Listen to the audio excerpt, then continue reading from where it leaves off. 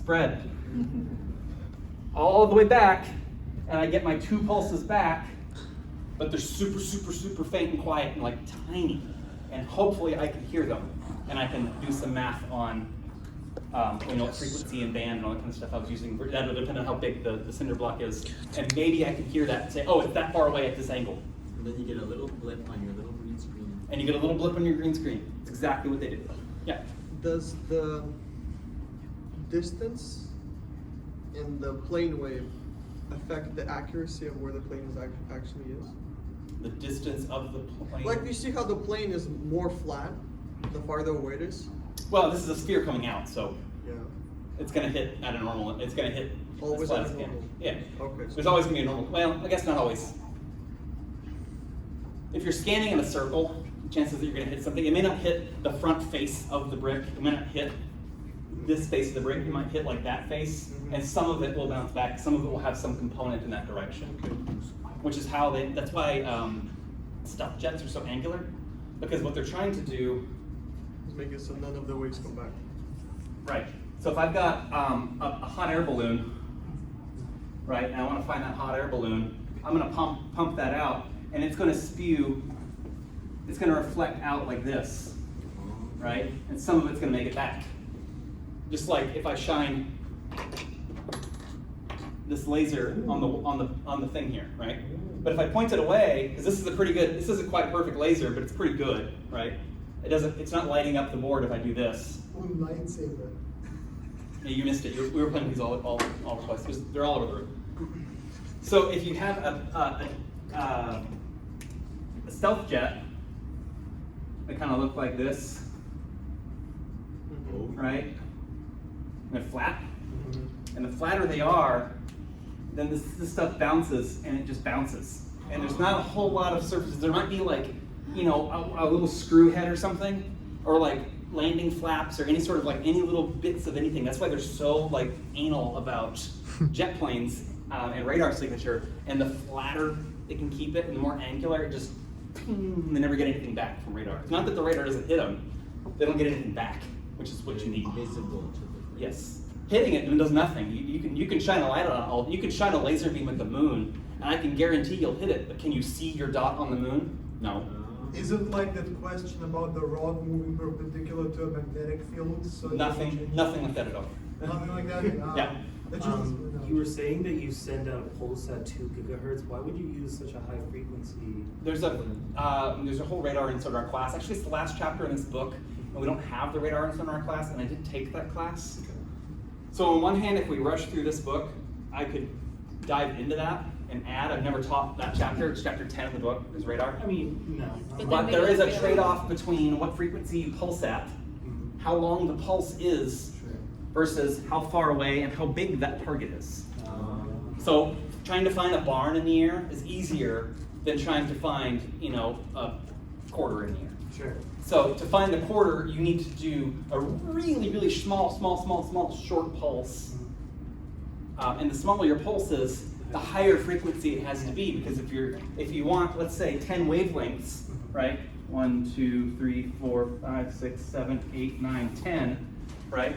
If I want that to be, remember this is in space-time, so if I want that to be 1 microsecond long of a pulse, ping, as a ping, then the frequency this needs to be has to be really high, right? And high frequency signals need more energy, and this thing's already cranking out a ton of energy, so it's a power problem. I was just wondering because like low frequency travels further. So It does travel further, but you can't get as good of a ping reflection, because what you're doing is you're counting the frequency back and the velocity and all that kind of stuff, and wavelengths and stuff. Okay. You're counting it. We built in that class, we actually built out of Bluetooth speakers, and we did it with Python. We built a sonar device. Because as it happens, waves work like waves, so it doesn't have to be an electromagnetic wave. We don't have to do a kilowatt of power. We turned the volume up on our Bluetooth speakers, and we generated a ping tone. And we could pick the frequency. It was an audio tone we could play through a speaker, and we were finding like refrigerator boxes. And he would move the refrigerator box around outside. We went up to Lovejoy Park, and we would find out how far away all the refrigerator boxes were. It's pretty cool. And we covered them in foil, so they're not foil. No, we didn't. Yeah, it was just it was a cool project. Some other material. That instructor was apparently asked not to return those, so I'm not sure what happened. But that was my last class before I got my master's. It was a cool class that you guys should petition to see if someone will teach that. Then they're just going to ask me to do it, and not that I'm opposed. It's just like, oh god, this is like the second time. It's a lot of work.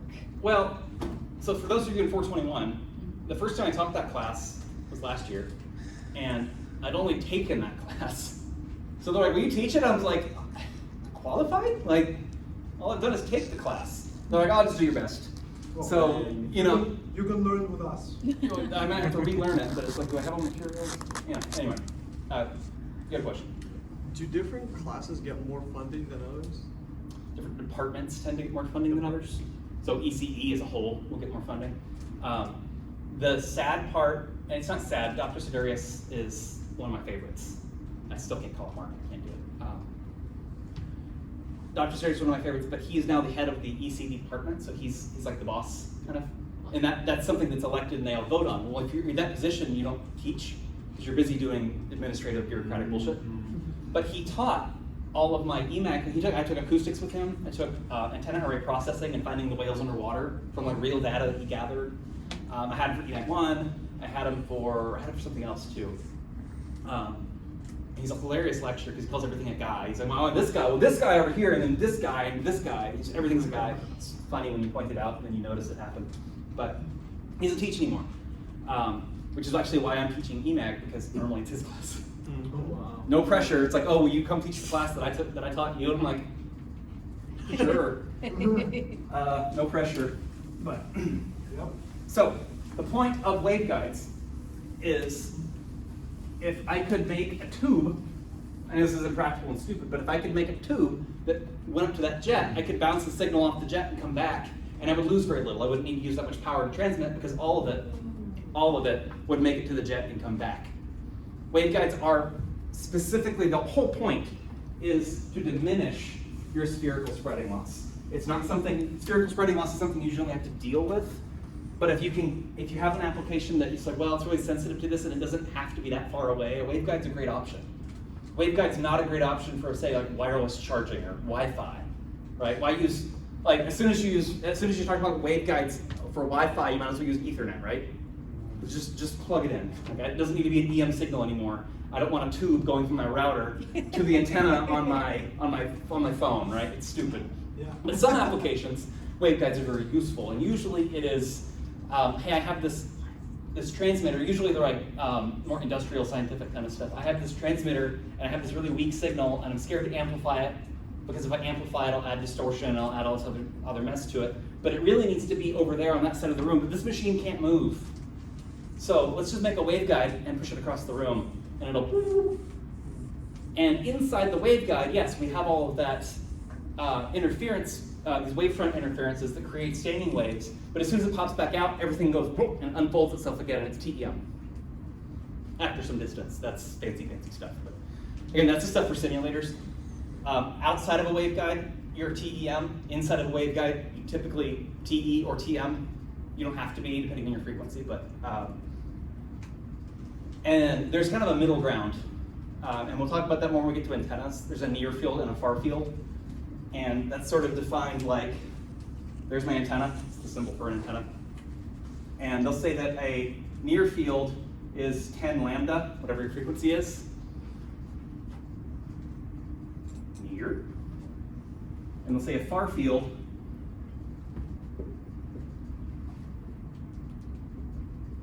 is, I don't know, something like 50 lambda. I don't know, I'm making this up because I don't remember exactly. And so my far field starts out here. So there's this middle ground, sort of not either of them. It's just the field, I guess, I don't know. Does that have a name? This is the realm of, we aren't students. Put it in the simulator. Like, I don't care. We have near field stuff, we've got far field stuff. And so we draw lines in the sand, but sometimes those lines don't have clear distributed borders. What if I was 11 lambda away? It's still the near field, like, come on. You know, like, it's not like perfect. And, you know, whatever the far field is defined as, if you're, you know, 2 wavelengths closer, you're still far field, it's fine. But the effects start kind of gradient, right? If this is yellow and this is blue, then this is like a gradient of green, kind of. And that's how the behavior will work of all those things. We'll get to the next one. Kind of rambling now. Is Ethernet a waveguide for Wi-Fi? No, it's just electric signal. It's just electric. Yeah.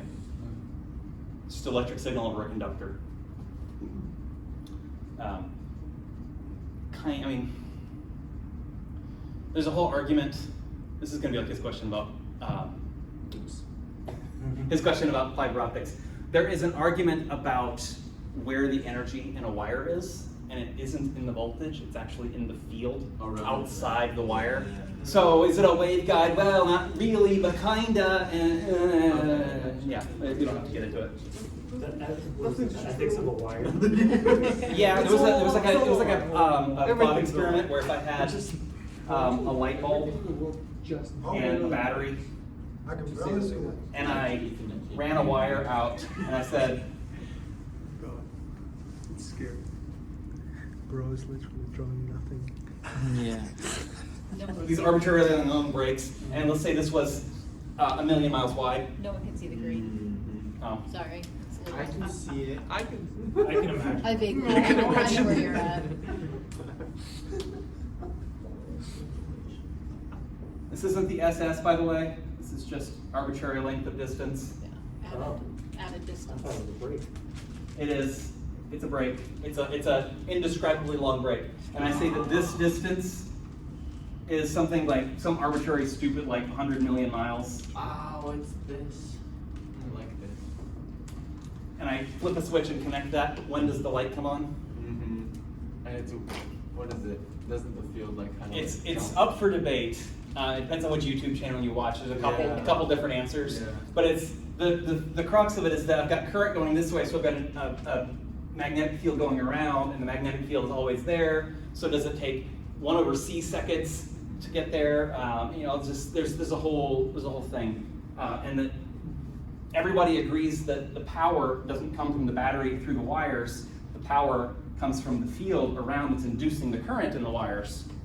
And so some people will say the light will come on instantly. Some people it's like some arbitrarily small point in time. It's a neat thought experiment, but nothing you'll ever encounter. Yeah. So it's kind of like I had a student ask me once. I'm going to ramble because I've got time. Here's Mars. There's Mars. We like arbitrary stuff. Yeah. Here's Mars. Here's Earth.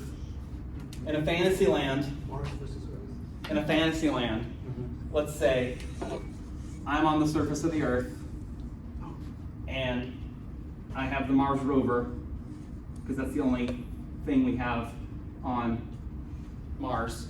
It's a planet entirely inhabited by robots. Right? We're in the future. And if I want to use a very, very, very, very, very, very long stick and poke the robot, because that maybe will induce some input and I can communicate. I'm going to poke the robot. Obviously, the planets have to be, we have to handle it and say the planets are still, right? Because they're not, they're rotating around and they're in orbit. But if I use a really, really, really long stick, can I poke that robot? And if I can, have I proved that I can communicate faster than the speed of light? Because I'm just pushing. Yep. So we go, oh, well, the rod would compress. Well, say it's an incompressible rod. Okay, well, now we're in fantasy land. It's not a real solution. We can do this kind of problems all day long. There's always a gotcha to them. And it's like, well, you just pretend that this reality thing isn't reality. The planets aren't spinning or in orbit, and I have an incompressible rod that's however many tens and billions of miles that is. Welcome to physics. You'll run into this stuff all the time, and people like to try to stump you with them to see like, oh, you went to your fancy college education. Let me stump you, and don't fall for it. It's just bait. Nima's not here yet. That would have been fun. I didn't want to get them started. Student of my next class is very enthusiastic about every word ever. But he's also a physics person. He's a physics guy. So, Okay. interesting. So let's go back to waveguides for half an hour. Okay. Move at the same time. It's still solid. Half an hour, and then we'll do examples on Monday.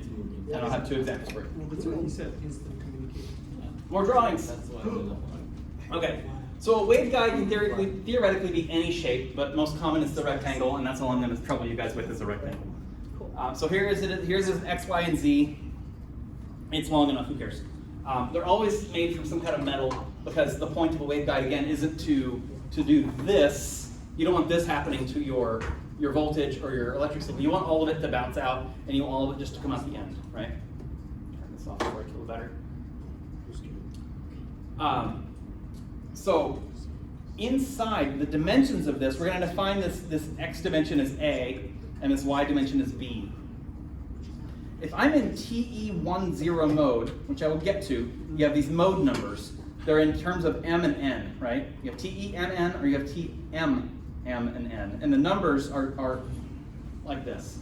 So this is transverse electric, and I've got this E field, and it's forming kind of like that bouncing string problem where it was just kind of held there. 1/2 wavelength will fit exactly across that dimension B. That is the lowest frequency that can fit in that waveguide. And a way to think about this is if you've ever gone through the Vista Ridge Tunnel on 26, and I know nobody listens to AM radio, but if you do, next time you drive through it, turn the AM radio on, and you go through that tunnel. You will hear nothing on the radio. The tunnel, however big it is, there's my Vista Ridge Tunnel with rocks and rich people on top. Rocks. Right, that's the tunnel. It's a tunnel going into the city. It's a tunnel going in the city. But remember, it's a tunnel, so it literally is surrounded By Earth. by ground, which is a reflector, kind of, sort of, enough, right? It is.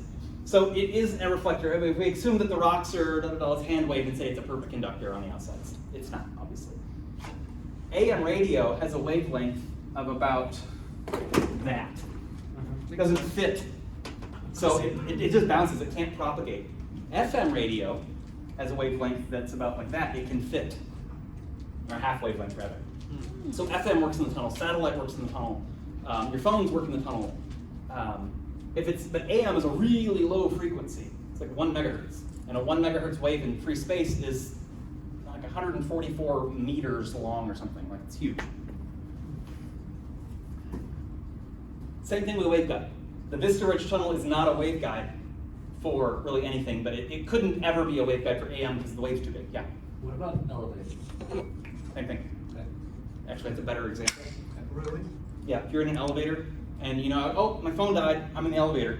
Depends on who your carrier is because carriers run at different frequencies. And if you're on Verizon, they run 1800 megahertz, or Sprint uses 1800 megahertz as well. I guess now it's T-Mobile, but before they split. And 1800 megahertz is obviously a smaller wavelength than 800 megahertz, which is what Verizon uses. The other Verizon, there's Tri-Band. You guys know where Tri-Band? Too young. So I sold phones for Verizon at the turn of the century, back when they first went from analog to digital. So I went from the big California mobile phones that we would water balloon launch across Evergreen Parkway. Yes. And then they went to like the very first flip phones, which by today's standards are archaic and huge, but they were this big, like the size that we typically think of as cell phones. And we ran at 800 megahertz for a long time. And 800 megahertz was great for traveling long distance, like Alan pointed out earlier, but what it sucks at is punching through parking garages, elevators, things like that, because the higher frequencies like to bounce, and the lower ones will still bounce, but it takes a lot more out of them to bounce, where a higher frequency will bounce around. That's why X-rays are so dangerous, because it bounces off of everything and it penetrates everything. Well, it penetrates everything for different reasons, and that's physics. But then they came out with tri-mode phones, and people started sharing their towers because one carrier was running 800 megahertz, one of them was doing, or 1900 megahertz, one was doing 800 megahertz, and they said, well, what if we put the receiver for both frequencies in your phone, and we'll do analog. They called it tri-mode back then. And now every phone can work on every tower. That's just how they make them now.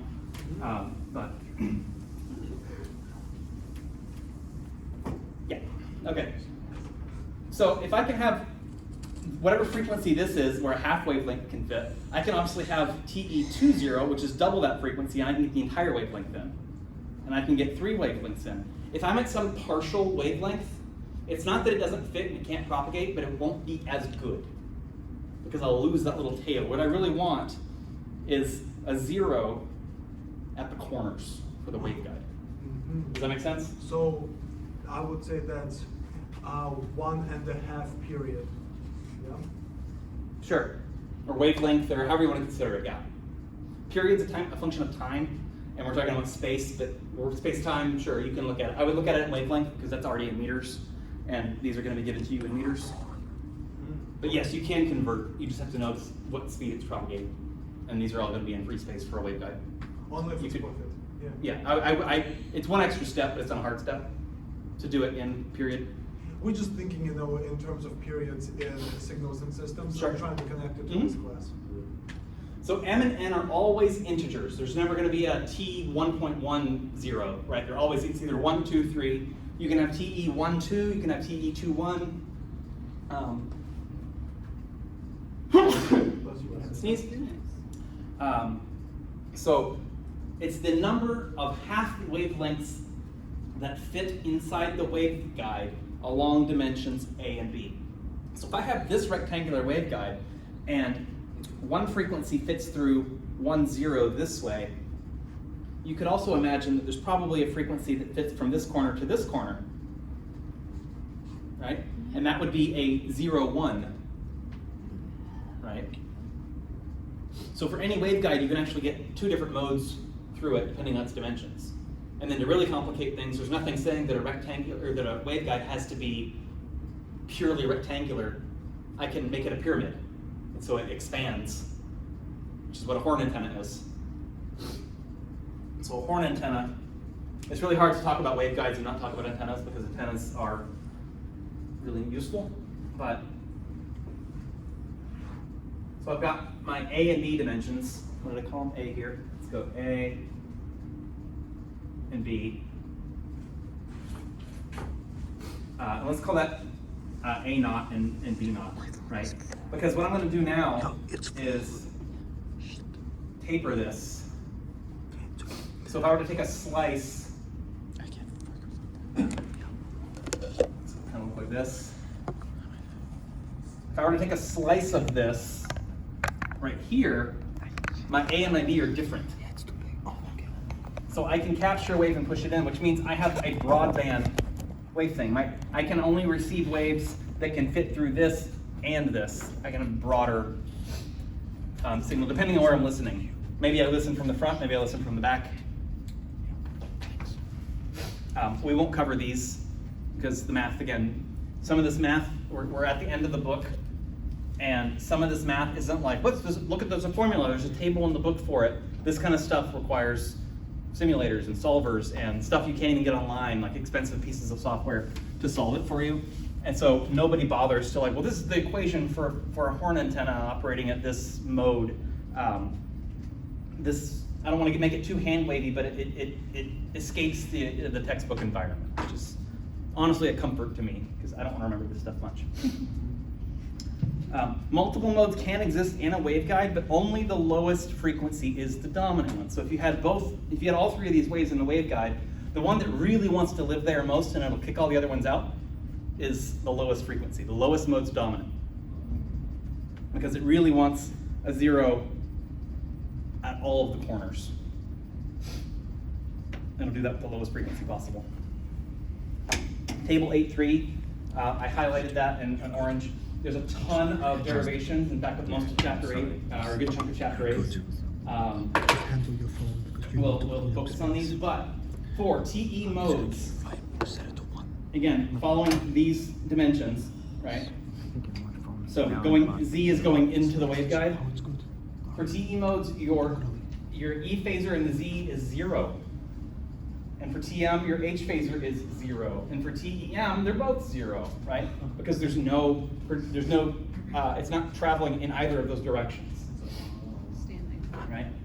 TE, remember, transverse electric. It means if our wave is going into the waveguide, which in this example is going into Z, then your E phasor of Z, your Z component of E, right, is 0. There isn't one. It has no components in the direction of travel for the electric field. For TM, it's the opposite for H, and for TEM, neither of them are, right? This is all stuff we know. Do I want to do this example?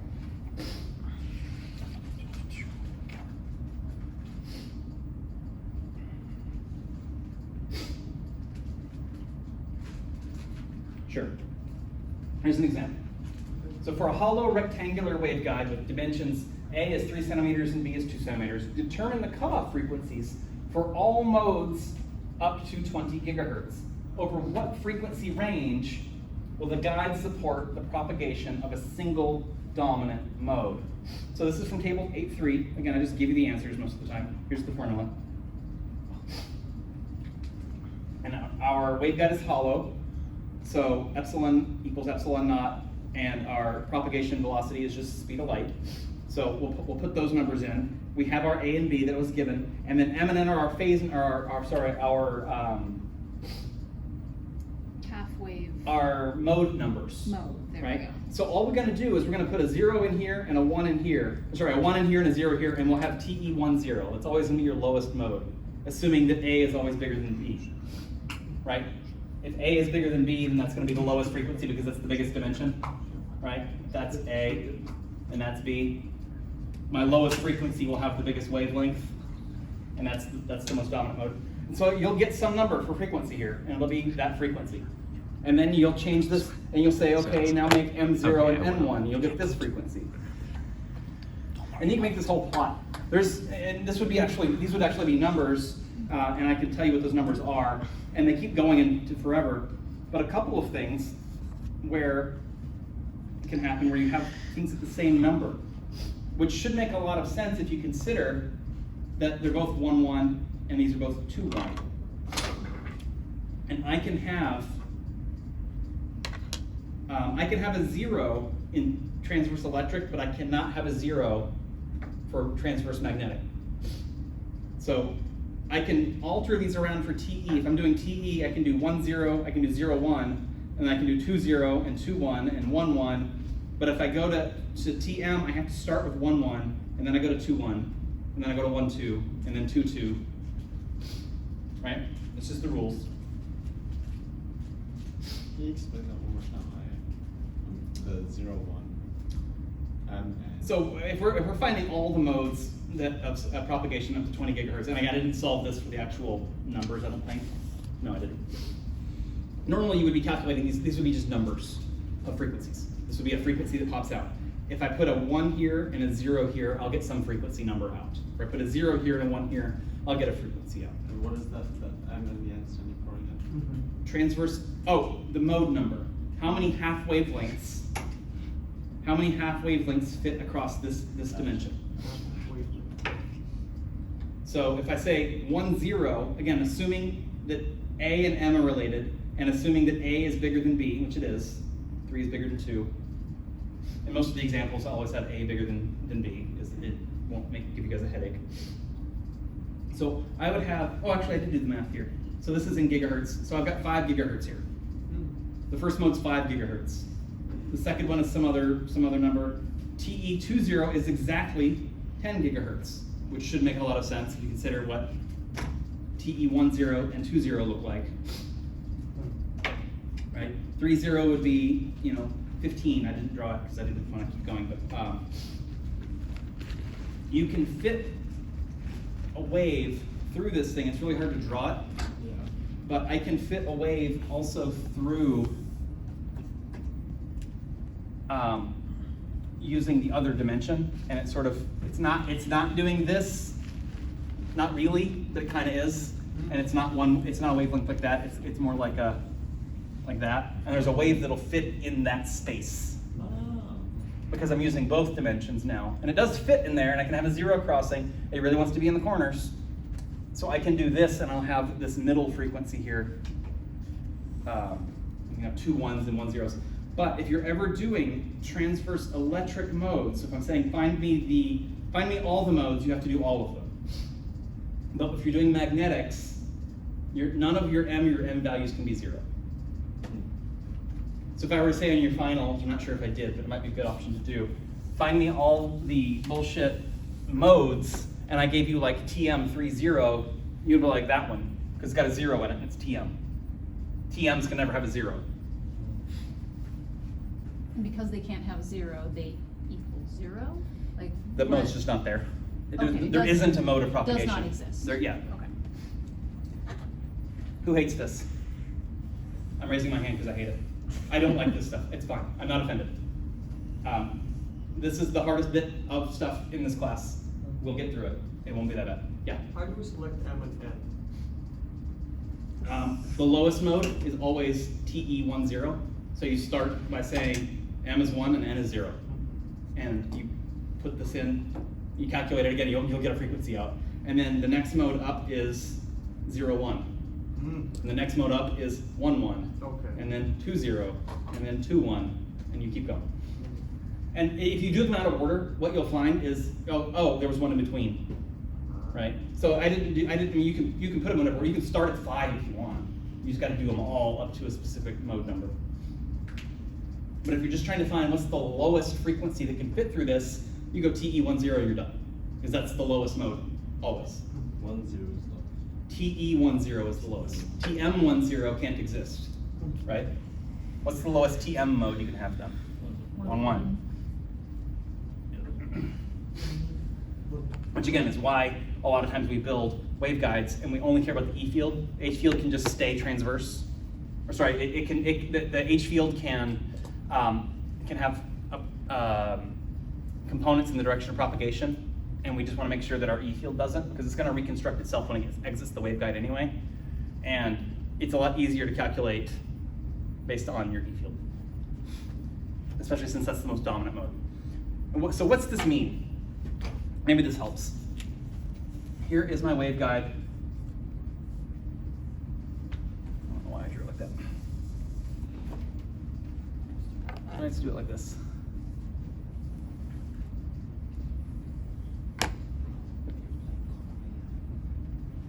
And I've got some A and I've got some B. It's the same ones from this problem.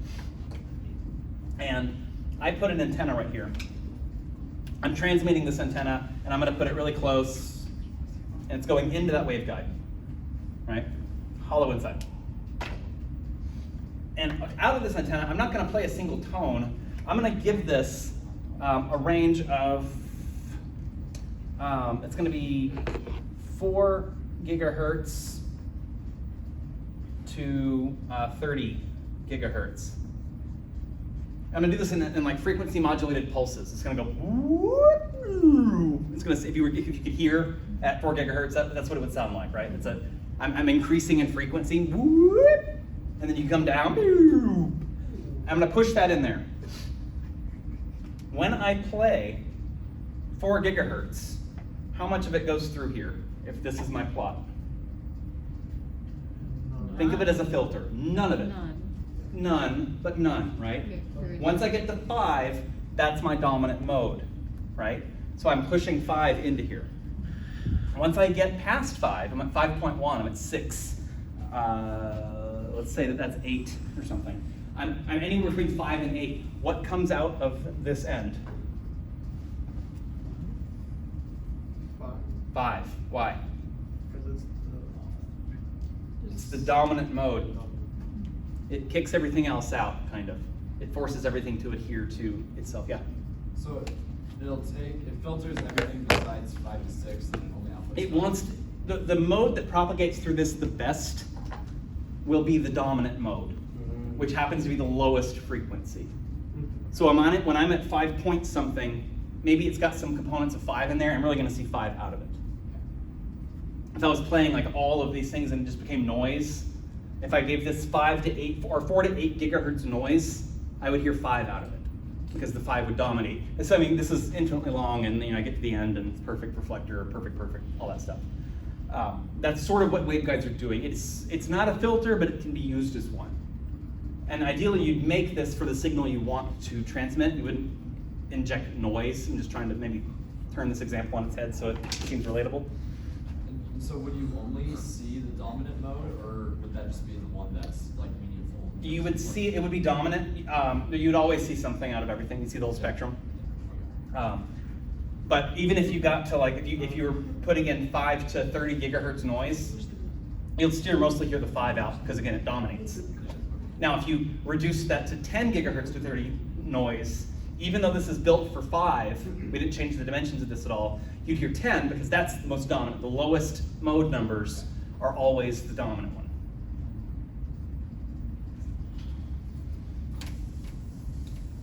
The reason I don't like this, and this isn't to say like it's not important, you'll be tested on it, and it's chapter 8, it's all chapter in the book. You can't just say, oh, I don't like this stuff, let's skip it, right? The reason I don't like it is because this is a very textbooky way of doing it. Yes, it's reality, but you don't do it this way in real life. You design and you build and you iterate through simulation, and you find the answer and you find a better way to build that waveguide. Maybe you want to build it smaller or shorter, or more broadband, things like that.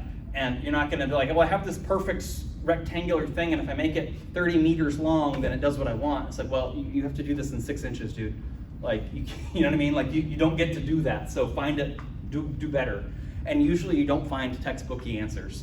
But because we're learning about this for the first time, all the examples are sort of rudimentary.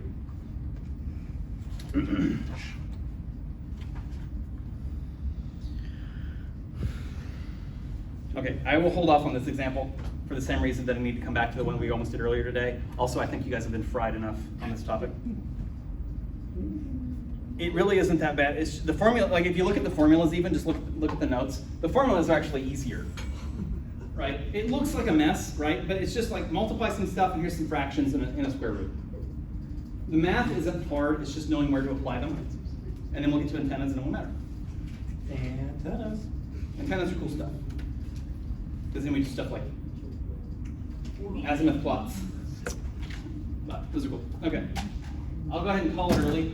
If you have one of the L wires, will you bring it up with the transmitter? It's called an L wire, laser wire. It's a stupid name. Thank you.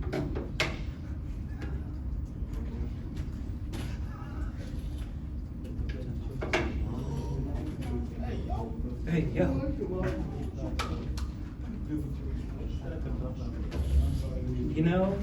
It was a choice between your eyeball and your shoe. All right. I went for the least. You know, I just try to be a good person.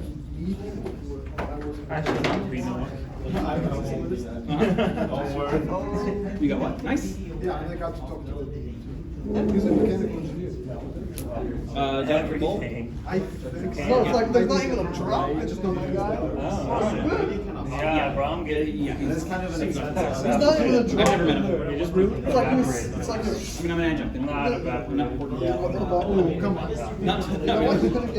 I appreciate it, but the department would run without me. Nobody has plans. The only people who know me have known me as a student. Yeah. You can pretend to be a Cap. Everyone will fall. I do, yeah, I commonly pretend to be a student. Oh. Just Nick sitting in the back of the class. Yeah. I'm thinking about